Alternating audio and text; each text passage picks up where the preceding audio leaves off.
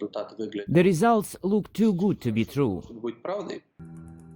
In May, an international group of scientists wrote an open letter to the medical journal The Lancet, expressing concern about Russia's Sputnik V vaccine.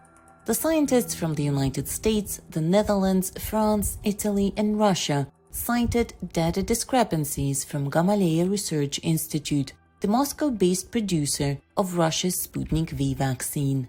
Specifically, during Phase 3 trials, the institute reported that Sputnik V was effective against COVID over 91% of the time. But scientists say the institute did not provide raw data, so others could check their work, and asked for more information from Gamaleya. Had they provided access to all the source materials, some discrepancies could have been cleared up, but they never did that. So in regard to the results of this research, there are certain doubts that lead to ambiguity in our assessment.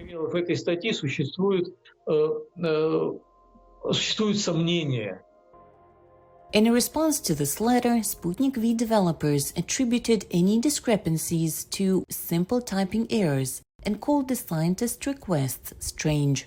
Gamaleya researchers noted the vaccine has been approved for use in over 50 countries. But other researchers say that doesn't prove the vaccine is as safe and effective as the developers claim.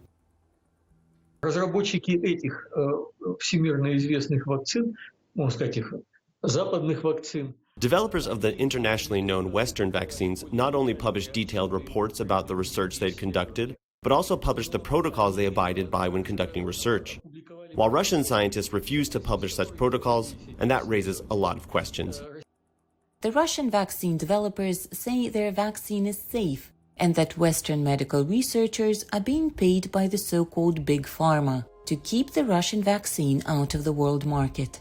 But medical researchers say makers of other vector vaccines, Johnson & Johnson and AstraZeneca, have been working closely with regulators to monitor the safety of their product, while the makers of the Sputnik V vaccine have not. If the developers of Sputnik start behaving like the developers of Johnson & Johnson, it can simplify the situation dramatically, and it would help them in the first place. Are they going to do it? I don't know. The World Health Organization say researchers are hoping to learn more during trips to Russia. We have a team now, I think, who are inspecting the factory. So they go to the different sites and look at the processes. But for now, Sputnik V hasn't made it to the list of vaccines approved for emergency use by the EU. Authors of the May letter criticizing the transparency of Sputnik V clinical trials say any problems with Sputnik could be easily solved. But reservations about the safety and efficacy of Sputnik V haven't stopped many countries desperate for ways to fight COVID from approving the vaccine for use in their countries. And millions of the vaccine have been administered in Russia and around the world. For Anusha Vitisyan in Washington, NRI's VOA News.